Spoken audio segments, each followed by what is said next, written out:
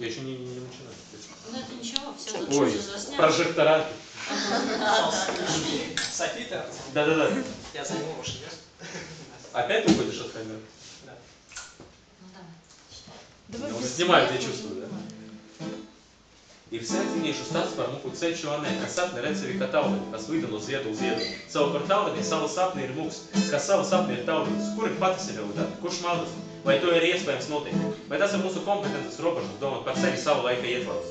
Diez vai es atradīšu neapsidāmas atbildes, bet es varu par to domāt. Tāpat, kā tas cīniešu muks, kas veidoja savu stāstu. Mainīga pasaule mainās tikai forma, bet būtība paliek tā pati. 20. gadsimta otrajā pusē ieviestas tehnoloģijas, virtuālā pasaule, kura ir tikpat patiesa kā reāla. Tas viss principā mainīja mūsu pasaules uztveres formu.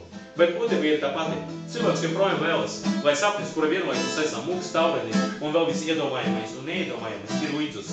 Man ir vajadzīga realitāte, kura no manis kaut kas ir atkarīgs. Liela pasaule spēlē pēc saviem likumiem, bet tikai no manis ir atkarīgs, kā es to redzu un vēlos redzēt. Жизнь пробует иногда писать стихи, старательно рифмует их, как написал Виктор Пелевин в своем последнем романе «Сна». Mūsdienu kultūra realitāte ir pielīdzināta mākslas darbu. Mana dzīve ir mans stāsts, ko es vēlos izstāstīt sev vai citiem. Kā es to daru? Roka ierasti stiepjas uz spēles pusi, kursos ierasti uzstāsta interneta ikonu. Tur ir tā pasaule, kas ļauj fiksēt manu darbu, manu stāstu, izsist komentārus un fotogrāfijas, manas dziesmas, и как текст ВКонтакте, и как видео в YouTube. Это тот мир, который позволяет мне быть таким, каким я хочу.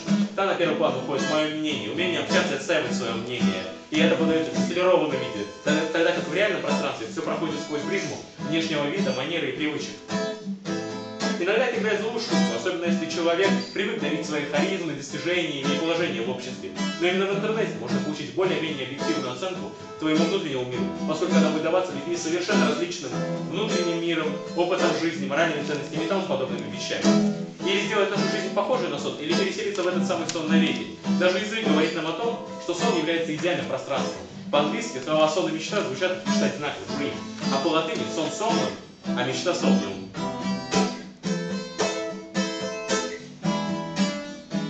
Ja pat labi es redzu murgu, tad es vēlos to redzēt, jo tāds ir mans stāsts. Tas ir šī laika stāsts par to, ka katrs pats veido savu pasauli. No informācijas, ko paši izvēlamies, tiek veidota noteikta mozaika uzvaru. Jo būtībā jau mūs interesē tikai mūsu pasaule. Tas citas, kā raksta Haruki Murakami, ir tikai iespēja ieraudzīt sevi un saprast sevi. Tātad arī to, ko mūsu racionālai un logocentriskai kultūrai ir vēlējuši senie grieķi. Un vēl, ja neesat noticējuši tam, ka sapnis ir lielisks, kam gan patīk pamosties? Pamosties, tad pieņemt apkārtējas pasaules spēles notikumus, mācīties dzīvot pēc patērētas sabiedrības kanona. Vai arī tā, kā gribam mēs paši, vai tad, lietojot Mišeļa Foucault terminoloģiju, nonākot intelektuāla margināļa situācija. Tādēļ man ir vajadzīgs stāsts, kuru no manis viss ir atkarīgs. Un tiesa, laiks vai kultūra rūpējas par mums, tad dod to, ko vajag šī laika cilvēkam. Viduslaikos dedzina raganas. 20. gadsimta pirmajā pusē visa cilvēce piedalās spēlē, vismaz tā par to raksta Joachims Heizinga, ko sauc par pasaules karu. Mūsu laiks ir humāns, laiks vienam piedāvā kaut ko savu. Roka ierasti stiepjas uz spēles pusi, kursos ierasti uzstāsta interneta ikonu.